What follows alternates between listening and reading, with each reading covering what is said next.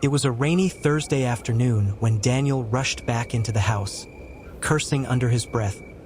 He had driven halfway to work before realizing he had forgotten his wallet and access badge. His boss, already on edge due to a looming project deadline, wasn't going to be pleased. Daniel didn't have time to search thoroughly. He darted through the front door and headed straight for the kitchen, where he usually left his things. On the table sat Emma's beige leather handbag, neatly placed, slightly open. It struck him as odd.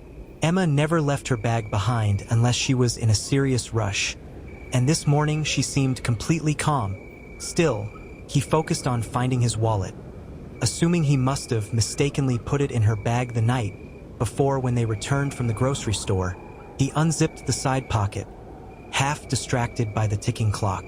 That's when he saw it, a small, slightly bent photo print, tucked beneath a receipt from a coffee shop they never visited together. The image was clear: Emma, smiling, holding someone's hand tightly while resting her head on a man's shoulder. It wasn't him. Daniel's hand froze mid-air. He stared at the picture for a full minute, not breathing. The man's face was mostly out of frame, but the sleeve of his shirt was rolled up, revealing a distinctive tattoo. A minimalist black crown with 3 red dots. He didn't recognize it, but something about it felt familiar. His pulse quickened. He flipped the photo over, written in blue pen. Last Wednesday. That was the day Emma told him she was visiting her mother, who lived 2 hours away. She had even texted him photos of tea and scones from her mom's house. So, who took this picture? And why lie? He shoved the photo back where he found it, carefully arranging everything to look untouched, but inside, a storm had begun to brew. Something was terribly wrong, and for the first time in their 5-year marriage, Daniel didn't feel like he knew the woman he loved. That bag wasn't just forgotten, it was a door left slightly open, and Daniel had just peeked inside something that couldn't be unseen, and he knew, from that moment, everything was about to change. Daniel sat in his car outside the house, staring through the windshield as rain tapped against the glass like a ticking clock. He clutched the photo tightly in his pocket, unable to stop himself from pulling it out again to study the tattoo: a black crown with 3 red dots. It was so specific. Where had he seen it before? He ran through faces in his mind. Coworkers, friends, family, even strangers at Emma's gym. Nothing clicked, but then he remembered something. At Emma's last company barbecue, a man shook his hand. Someone from her department, she said. That man had a tattoo peeking from under his sleeve, and Daniel hadn't paid it much attention then. His stomach turned. That guy's name was Travis, and Emma once jokingly called him too flirty for his own good. Daniel laughed it off at the time. Now he wasn't laughing. Instead of going to work, he drove to a quiet parking lot behind a diner. He needed time to think. He stared at Emma's last text from Wednesday, a photo of tea and scones with a floral napkin. But now that he looked closer, the table looked like it belonged to a cafe, not her mom's house. The napkin even had a logo. He zoomed in. It read, Jasper's Roastery. Daniel's heart dropped. That cafe was nowhere near her mother's town. In fact, it was just a few blocks away from where Travis lived. He knew that because Emma had once pointed it out while they were in the area, saying, that's where Travis gets his overpriced lattes. The puzzle pieces were snapping together far too easily. His wife had lied about her location, about the day, about everything, but he wasn't ready to confront her, not yet. He needed proof, real, undeniable proof, because once the next step was taken, there would be no going back, and that terrified him. Daniel parked a block away from Jasper's Roastery the next morning. He had barely slept. His mind replayed every word, every movement, every suspicious smile Emma had given lately, and now, standing in the drizzle with a hoodie pulled low over his forehead, he looked like a man with a mission and a broken heart. He wasn't proud of what he was about to do, but after 12 years of marriage and 1 child together, he needed to know the truth. He had installed a location tracker on Emma's car the night before. It wasn't legal, but he wasn't asking the law to fix his life. At exactly 11:03 a.m., the tracker pinged. Emma's car was parked right outside Jasper's. Daniel's pulse spiked. She had told him she was at the dentist. He walked slowly toward the cafe, pretending to talk on his phone through the large window. He scanned the tables, and then he saw her laughing. She sat across from Travis, the same Travis, with the crown tattoo clearly showing now that his sleeves were rolled up. They weren't just co-workers having coffee, they were leaning in close. Her hand touched his wrist for just a moment. Intimate, familiar, Daniel felt like someone poured cold cement into his chest. He pulled out his phone and snapped a few photos. His hands shook. But not from the cold. This wasn't a guess anymore, it was real. And yet, he didn't storm in, he didn't scream. He walked back to his car in silence. But in his mind, a plan was already forming, not out of revenge, but out of survival. Because if Emma was capable of lying so easily, what else was she hiding? That evening, Daniel sat at the kitchen island, staring at the marble countertop like it might offer him answers. The photos he had taken at Jasper's were still open on his phone, but he couldn't bring himself to look at them again. His heart pounded like a drum each time he heard the garage door creak open, and when Emma finally walked in, smiling, holding a grocery bag, it took everything in him not to crumble. "Hey babe," she chirped. "I picked up your favorite. That almond milk yogurt you like." Daniel didn't respond. He just watched her, studied her every movement like she was a stranger in his house.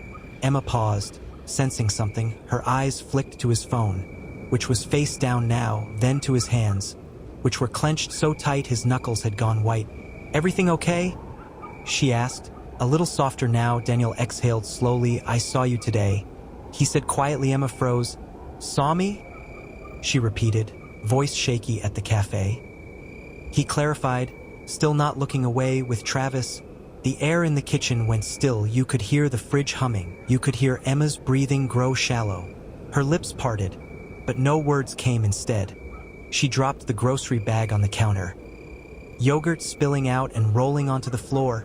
That wasn't what it looked like. She finally whispered. Daniel gave a hollow laugh. "I have pictures." "Emma, you touched his wrist. You leaned in like you were his." Emma's eyes welled up. It's not an affair," she said quickly. "We were talking about a project. He's been through a divorce. We got emotional." Daniel stood now tall. "Still emotional?" He echoed. "You lied to me about the dentist. You went behind my back. That's not emotional." "Emma, that's betrayal." Emma wiped her face with the back of her hand. "I didn't know how to tell you. Things haven't been right between us. Daniel and Travis. He listens, he sees me." Daniel's stomach twisted. "I see you," he said, his voice breaking. "I've always seen you, but maybe you stopped looking at me a long time ago." Silence heavy, unbearable, and then Emma whispered, "Maybe I did." Daniel walked out of the kitchen, not in anger but in devastation, and that night, they slept in separate rooms for the first time in 12 years. Daniel woke up in the guest room, his body stiff from the old mattress and his mind clouded with a mix of exhaustion and disbelief. The silence in the house was louder than any argument they could have had. No footsteps, no clinking plates. "Good morning," just emptiness. He checked his phone. No message from Emma, no apology, no explanation, nothing. Downstairs, Emma was sitting on the patio, wrapped in a cardigan, holding a mug of coffee like it might anchor her to the earth. Daniel didn't say a word as he walked past the glass door. She didn't turn around.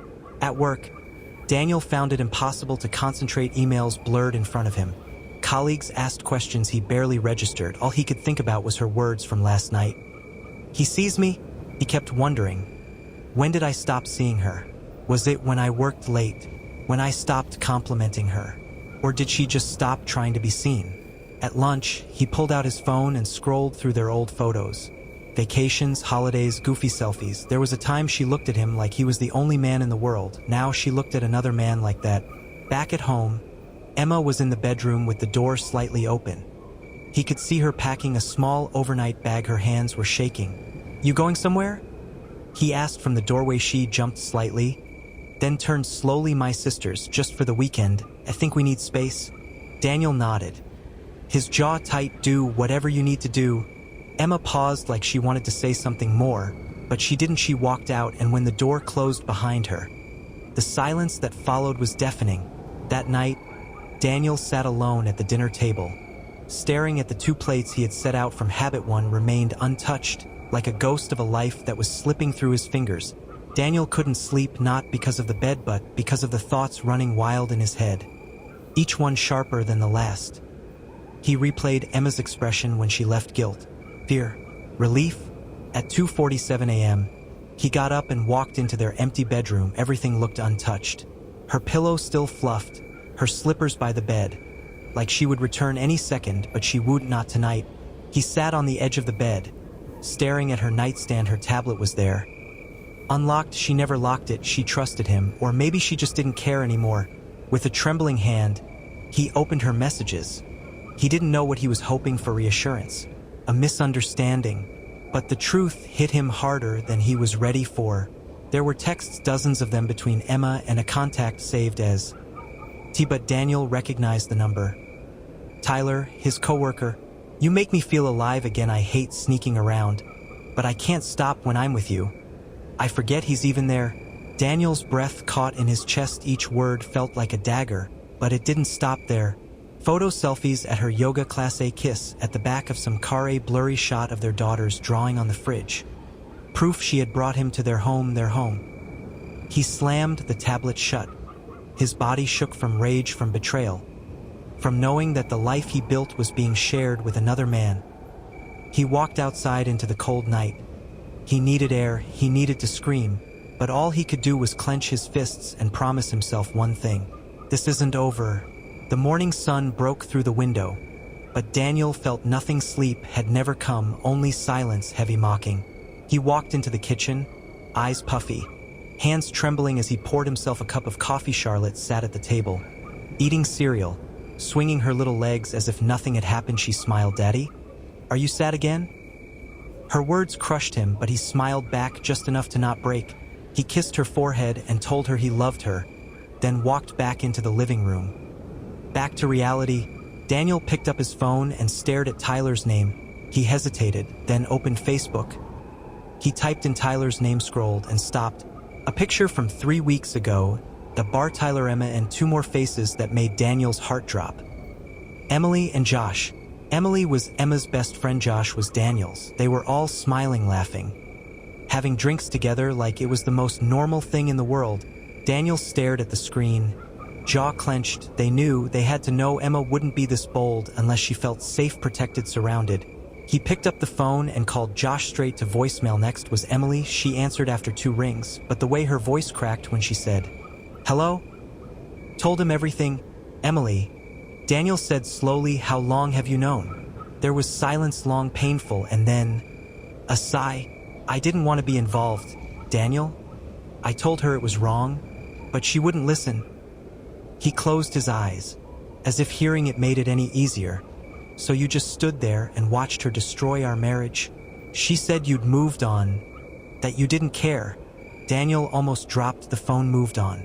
He was building a future for them, working every day, being a father, a husband. Emily continued, "I'm sorry. I thought she'd stop." He hung up. Everything inside him twisted. The betrayal wasn't just Emma's now, it was Josh's, Emily's. His whole circle. He was the last one to know, and that made the pain unbearable. Daniel stared at the wall in the hallway, his mind racing like a storm. Every memory now felt tainted, every smile from Emma, rehearsed, every excuse, perfectly calculated. He wasn't just heartbroken, he was humiliated, and there was only one thing he wanted now. The truth, undeniable and on record. He walked into the bedroom and pulled out his old work laptop. It hadn't been used in over a year, but it still worked fine. He installed a hidden camera app, the kind he once used while testing software security. He knew how to make it discreet, untraceable, just a black app in the background, recording everything with no light, no sound. He placed the laptop in the corner of the living room, facing the couch, then moved to the bedroom and slipped a voice recorder under the nightstand. His hands were shaking, but not from fear anymore, from adrenaline, determination. That evening, he kissed Charlotte goodnight, tucked her in, and whispered, "Daddy's going to fix everything. I promise." Emma came home late again, hair slightly messy, lipstick smudged. She acted tired, threw her purse on the table, and sank into the couch like nothing had happened. "Long day?" Daniel asked, voice even. "God, yes." She replied, "Back-to-back meetings. My boss is driving me crazy." Daniel smiled, "Poor thing. Want wine?" She nodded. He poured her a glass. She didn't even notice his eyes weren't smiling anymore. Inside, Daniel was screaming, but outside, he was calm, cold, precise. He waited until she went to bed before retrieving the laptop. He connected his headphones and hit play. At first, silence, just her sipping wine, scrolling on her phone. Then, a text, tone, her voice. "Tyler, I miss you too. I wish I was in your arms right now. Pause. A giggle. I can't wait to see you Friday. Maybe we can use that hotel again. Daniel removed the headphones slowly. His face turned pale. It was real, confirmed. No more doubts. No more gaslighting. And this time, he had proof. Daniel sat in his car the next morning, engine off, heart pounding like war drums. The recording kept replaying in his mind. Emma's flirtatious whispers to Tyler she was planning to meet him Friday. Today was Wednesday. That meant he had exactly 2 days to end this. He didn't want to just confront her anymore. He wanted her to feel what he felt: confusion, betrayal, crushed trust. He called his friend Ben, a former colleague and now a private investigator. Ben was blunt. I told you she was shady months ago. Daniel sighed. I need you Friday, Hotel Royal. She's meeting someone there. I need photos, audio, everything. Ben agreed. They had a plan, a ruthless, strategic plan. That afternoon, Daniel came home early. Emma wasn't expecting him. She was in the shower when he walked into the bedroom. Her phone was on the nightstand unlocked. She never learned. Daniel opened her messages. There it was, Tyler Redheart. He scrolled explicit text photos, even saved hotel confirmations. He took screenshots, forwarded everything to his own phone. His hands didn't shake this time. They were steady, cold, dead calm. When Emma stepped out, wrapped in a towel, Daniel smiled. Hey babe, she said sweetly. You're home early? Yeah, he replied. Thought we could have dinner together. You've been so busy? Emma looked surprised, then nodded. Yeah, that'd be nice.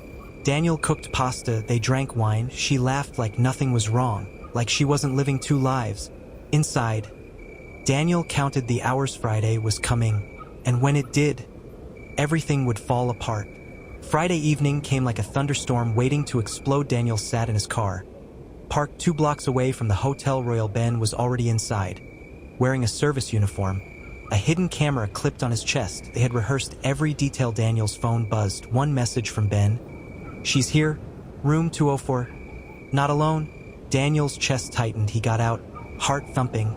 He walked slowly, each step slicing into the floor in his jacket pocket.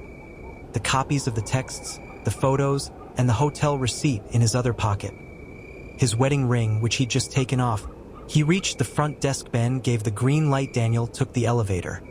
Alone, no turning back now. Room 204. He could hear muffled laughter, Emma's voice. Tyler's laugh. He knocked, calm and confident. The voices went silent, then footsteps, then the door cracked open. Emma's face appeared, and immediately drained of color. Daniel? She whispered, towel wrapped hastily around her behind her. Tyler was shirtless, frozen like a deer in headlights. Daniel didn't say a word. He walked in slowly, scanned the room, then looked directly at Tyler. So this is him? Emma stammered. It's not what it looks like. But Daniel cut her off. I know exactly what this is, he said, placing the stack of papers on the bed. He turned to Tyler. You can keep her, but you'll never know what it's like to truly be trusted again.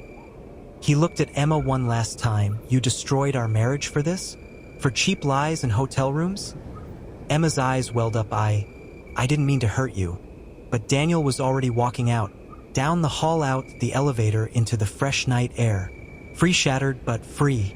Ben met him by the car. It's all recorded, he said. Daniel nodded. Good.